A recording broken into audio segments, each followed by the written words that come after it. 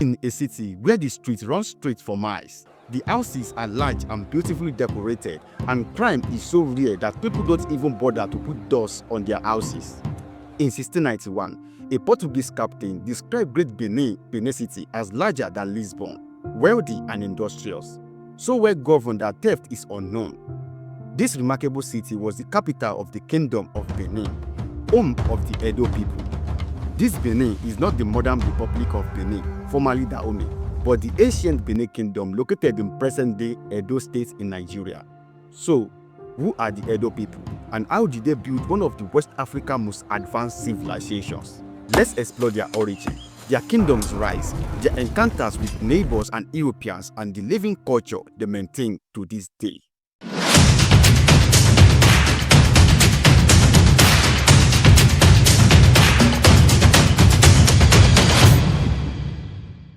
The Edo people, also called Benin people, have lived for millennia in what is now southern Nigeria, particularly in and around today's Edo State.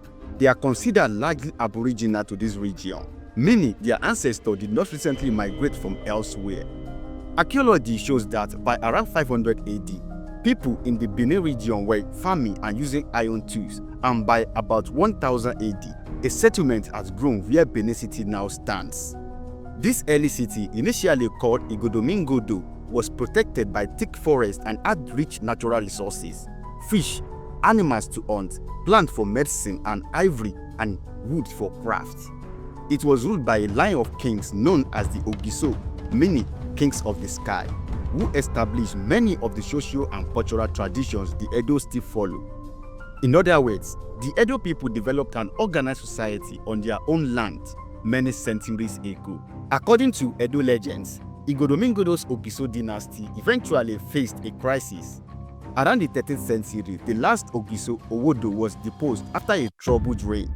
A powerful chief named Ewuare took over as a temporary ruler, but when he tried to make his son king, the Edo nobility objected. Seeking a fresh start and a legitimate monarch, the chief sent a request to their neighbors to the west, specifically to the Ile-Ife. One tradition holds that a Yoruba prince, Oranmiyan, son of the legendary Oduduwa of Ife, answered this call and became the first Oba, king of the new Benin dynasty. Oranmiyan's arrival marked the transition from the era of the Ogisos to the era of the Obas of Benin. According to this story, Oranmiyan married an Edo woman and had a son who became Ewuare I, the first Oba of Benin around the year 1200 to 1300 AD. According to most traditions, Oranmiyan came to Benin to rule but found it difficult to govern a people who did not fully accept him. So he left the throne behind, leaving his young son Ewuare I to rule with the help of Edo chiefs. Some accounts say he returned briefly to Ile-Ife, while others claim he was too ashamed to go back and instead journeyed northward. There, he laid the foundation of what would become the Old Oyo Empire, one of the greatest empires in West African history, a power that will shape the destiny of the Yoruba people and influence its neighbors for centuries to come. But that is a story for another day. Today, our focus remains on the Edo people and the remarkable civilization they built in Benin. Another version of the story, recorded more recently, claimed the founder of the Obas dynasty was actually a native Edo prince in exile, rather than a foreign Yoruba. In this tale, Ogiso Owodo's son Ekaladeron fled Igodomigodo, ended up in Ile-Ife and became the man known as Oduduwa, making the Edo the ancestors of the Yoruba instead of the other way round. Most historians consider this alternate account a later invention developed in the 20th century as a response to ethnic politics. The older, mainstream narrative is that the Oba line began with Oranmiyan from Ife, which reflects the historical connections between the Edo and the Yoruba people. In any case, by the 13th century, the Kingdom of Benin had a new dynasty of divine kings, the Obas, and a new era was underway. Under the Obas, Benin grew from a city-state into a powerful kingdom. Early Obas worked with a council of chiefs to solidify their rule. The very title Oba and many court traditions likely date from this period. The kingdom's capital, Edo, Benin City, became more organized and fortified. In the 1400s, a visionary king named Ewuare the Great came to power and dramatically transformed Benin. Oba Ewuare, who ruled around 1440 AD, is credited with expanding the city, reorganizing the government, and greatly extended Benin's territory. In fact, it was during Ewuare's reign that the name Ubeni, which means a place of repose or livable place in Edo language, came into use for the capital, later corrupted to Benin and then Benin by the Portuguese and other foreigners. Ewuare was a strong warrior king who conquered surrounding lands and established Benin as a regional power. So we need to pause here and treat a very sensitive topic. Is Benin an empire or a kingdom? The truth is, it was both, depending on the period we are talking about. In its early centuries, Benin was a well-organized kingdom, centered around the Oba, his palace and the city itself. But under rulers like Ewuare the Great and those who came after him, Benin grew far beyond the walls of its capital. It expanded its territories, placed rulers over distant towns, collected tribute from conquered land, and controlled trade routes stretching from the Niger Delta to the Yoruba coast and even towards present-day Ghana. So, by every standard, political influence, military strength, economic reach, and diplomatic power, Benin had become an empire. Yet its king retained the ancient title of Oba, and so history still often refers to it as a kingdom, even at the height of its imperial power. After Ewuare, other Oba continued to build the kingdom. Oba Ozolua was said to have never been defeated in battle, earning the nickname Ozolua the Conqueror. His son Ezige, who ruled from 1504 to 1550, further strengthened Benin and is remembered for both military victories and cultural achievements. Ezige faced a civil war against his own brother for the throne, but with the shrewd help of his mother Idia, known as Queen Idia, he prevailed. In gratitude, Ezige created the title Iyoba, meaning Queen Mother, for Idia, starting a tradition of respect for the king's mother rather than killing the Queen Mother as was done before. So when you take a closer look at this, you discover that Iyoba, Queen Mother, also resembles what the Yoruba also use as Iyaoba. Idia went on to help lead Benin armies to victory in a major war against the Igala people in 1515. Today, Queen Idia's legacy lives on in famous ivory mask and art, depicting her as a symbol of Benin's golden age. During the 15th and 16th centuries, Benin Empire reached its height of power and fame. Its influence extended over a wide area of what is now known as southern Nigeria. Benin conquered or dominated many neighboring peoples. To the east and south, it had authorities over tribes in the Niger Delta region, including some Igbo communities, the Ijo, Itsekiri, Isoko, and the Uwobo peoples. To the west, Benin armies pushed into what is now southwestern Nigeria. They subdued parts of the Yoruba country. Oral history says Benin even established control over the Kingdom of Lagos, known as Eko, on the coast, as well as the section of the Ijebu and other Yoruba lands. In fact, one Benin Oba, either a CBA or his successor, is credited with appointing the first ruler of Lagos in the 1500s, which is why the kings of Lagos trace their origin to Benin. The kingdom's trade influence also reached westward towards present-day Ghana in Accra at its peak. However, Benin's expansion westward eventually met resistance from another great power, the Old Oyo Empire of the Yoruba. In the late 1500s, the Old Oyo Empire, famous for its cavalry, attempted to invade Benin's territory. Historical records suggest that between about 1578 and 1608, Oyo forces tried to push into Benin's domain from the west. Terrain and geography played a critical role. The dense forest and the hills of the Ekiti region created a natural barrier that Oyo's horsemen could not easily cross. The Oyo army was stopped by these mountains, and they failed to conquer the Benin Kingdom. Instead, Oyo and Benin settled into an uneasy coexistence. Oyo took over some northern Yoruba towns in Ekiti and left a strip of autonomous community as a buffer zone between the two great states. Thus, a direct confrontation between Benin and Oyo was averted by geography and strategic diplomacy. Each empire continued to respect the other's sphere of influence to some extent. Oyo expanded in the far west and Benin maintained its dominance in the Midwest and the Niger Delta. By around 1600, the Kingdom of Benin was renowned as one of the most developed states in West Africa. European visitors in the 16th and 17th centuries were astonished by Benin City's size, order, and artistic splendor. The city was carefully planned on a grid layout and surrounded by massive defensive walls and moats. In fact, Benin's artworks walls, called Iya, formed a network of boundaries around the capital and the surrounding villages that totaled hundreds of kilometers in length. These walls, a series of deep ditches and high earth ramparts, have been described as one of the largest construction projects in the world before modern machinery, far longer even than the Great Wall of China in total length. Inside the city, broad streets were reportedly kept swept clean, and at night the city was lit by giant palm oil lamps placed on high stands near the palace. The Obas Palace complex itself was enormous, housing many courtiers and building adorns with carved pillars and brass blocks. A Dutch visitor in 1668 marveled that the royal court was as light as a European town and that every roof was topped with gleaming brass beds. All of this evidence paints a picture of a prosperous, well-governed urban center at a time when many European cities were still dirty, chaotic, and dangerous. Benin's greatness also comes from its early contact with Europeans, especially the Portuguese. The first Europeans to reach Benin were Portuguese explorers in about 1485.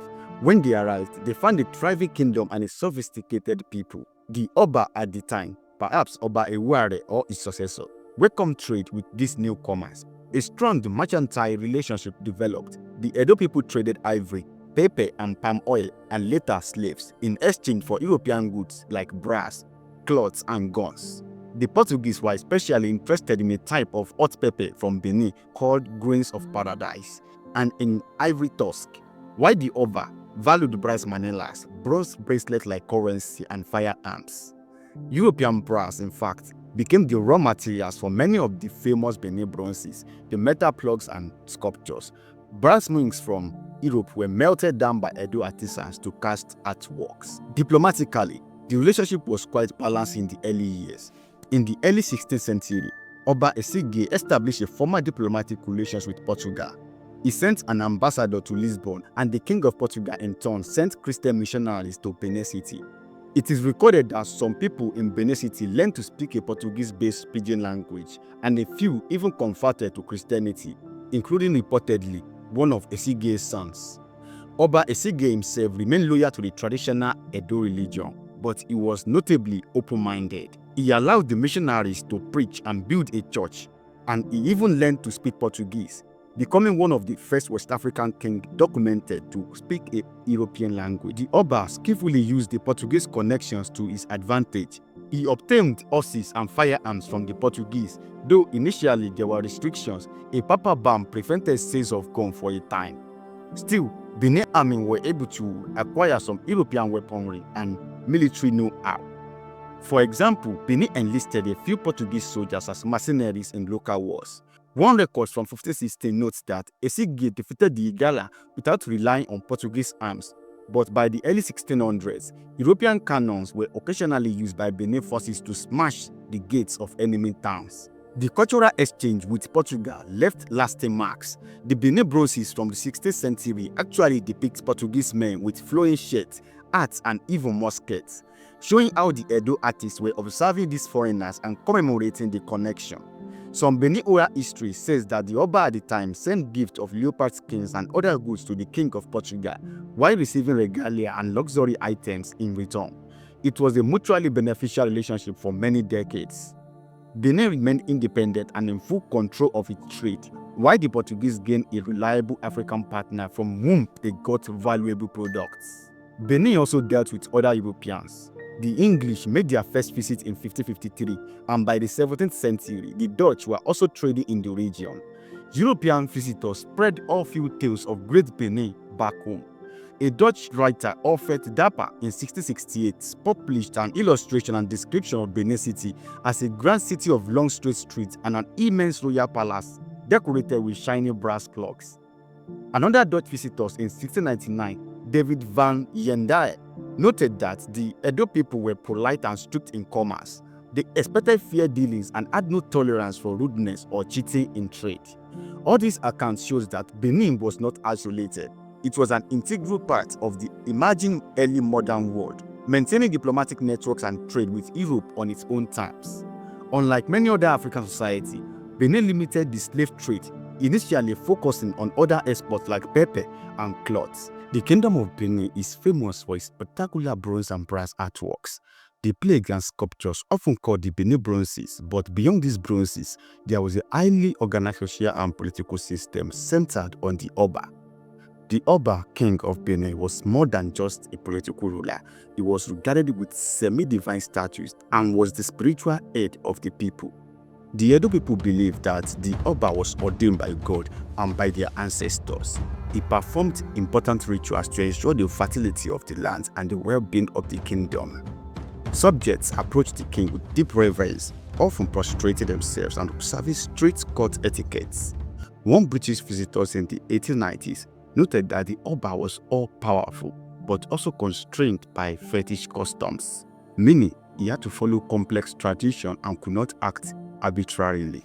For example, certain times of the year during religious festival, the Oba will not see foreigners or conduct war, and there were elaborate ceremonies for events like planting seasons, coronations, and funerals. Government in Benin was highly sophisticated. The Oba ruled with the help of a council of chiefs and palace officials. There was a hierarchy of title chiefs, each with specific duties. Some of the highest were the Uzama, a group of 7 kingsmakers and advisors who had the privilege of crowning a new Oba. Other chiefs led the army, managed palace affairs, or governed provinces. As the kingdom grew, the Oba appointed governors over distant towns who paid tribute and sent soldiers in time of war. By the 17th century, there was even something of a bureaucracy.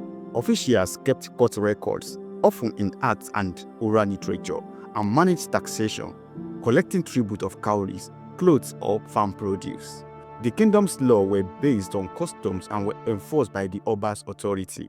Benin was noted for strong justice. Theft was reportedly scarce, and major crime could be punished by the Oba's courts, sometimes by execution or ritual sacrifice.